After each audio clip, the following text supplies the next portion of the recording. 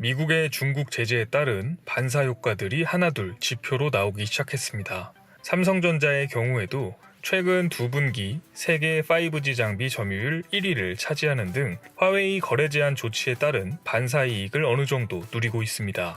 그런데 최근 발표된 통계에 따르면 미중 무역 갈등의 최대 수혜 국가는 베트남으로 알려져 주목을 받고 있습니다. 어떠한 내용인지 한번 알아보았습니다. 구독과 좋아요, 알림 설정 부탁드립니다.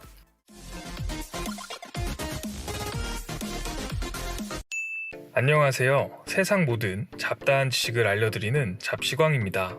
중국은 경제개방 이후로 줄곧 세계의 공장 역할을 해오고 있습니다. 기술이 부족하던 시기 낮은 인건비와 넓은 땅, 수많은 인력을 바탕으로 전 세계의 제조산업은 중국으로 모여들었습니다. 이 과정은 꽤 오랜 시간 지속되었고 중국은 자국에 제조공장을 세운 기업들의 기술을 습득하여 이제는 무시할 수 없는 수준의 기술력도 갖추게 되었습니다. 하지만 최근 미국 도널드 트럼프 행정부의 제재로 인해 중국의 제조산업은 심각한 위기에 직면해 있습니다. 그리고 그 반사 이익은 신흥국인 베트남이 가져가고 있습니다. 24일 파이낸셜 타임스의 보도에 따르면 미국 국제무역위원회의 자료를 분석한 결과 2019년 1월에서 4월까지 기준으로 베트남 대미 수출액은 206억 9,500만 달러를 기록하며 전년 동기 대비 40%나 급증했습니다.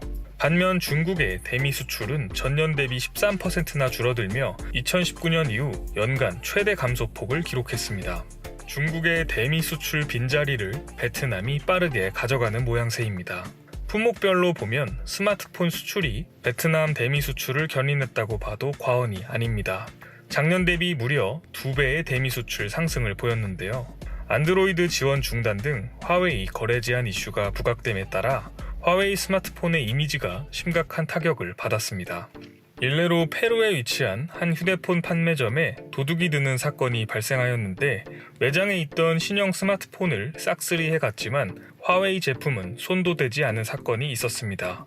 심지어 매장에 있던 화웨이 스마트폰은 모두 프리미엄 고가 제품이었지만 도둑들은 외면했다고 합니다. 후에 경찰에 잡힌 도둑은 14세 소년으로 밝혀졌는데요.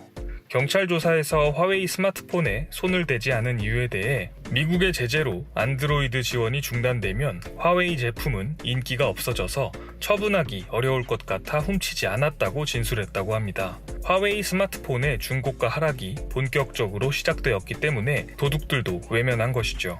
따라서 화웨이 스마트폰 판매량 감소는 당연했습니다. 이 물량을 베트남에서 채운 것으로 보입니다. 베트남의 수도 하노이 인근 타이 응우엔과 방린에 위치한 삼성전자 공장에서 휴대폰을 연간 1억 6천만 대나 생산하고 있습니다. 이 스마트폰이 베트남 대미 수출에서 효자 노릇을 톡톡히 한 것으로 전해졌습니다. 뿐만 아니라 아시아개발은행에 따르면 미중 무역 전쟁이 더 격화될 경우 베트남의 GDP 증가율은 향후 3년간 2%나 추가될 것으로 전망했습니다. 베트남 입장에서는 미중 무역 전쟁이 영원히 끝나지 않았으면 좋겠다는 생각이 들 것 같습니다. 사실 미중 무역 갈등으로 인한 대미 수출의 수혜는 한국도 일부 가져오긴 했습니다. 같은 기간 한국의 대미 수출 역시 전년 동기 대비 17%가량 증가했습니다. 하지만 베트남과 비교하면 높지 않은 증가율입니다. 미중 무역 갈등의 소용돌이 속에서 실속을 챙기며 세계의 공장이 되기 위해 급성장을 하고 있는 베트남. 최근 박항서 감독 열풍으로 인해 한국에 대한 이미지가 상당히 좋은 편이라고 하는데요. 베트남이 중국을 제치고 세계의 공장으로 거듭날 수 있을지, 또 그렇게 된다면 국내 기업들 입장에서 어떠한 기회를 가져올 수 있을지 관심 있게 지켜봐야 할 것 같습니다.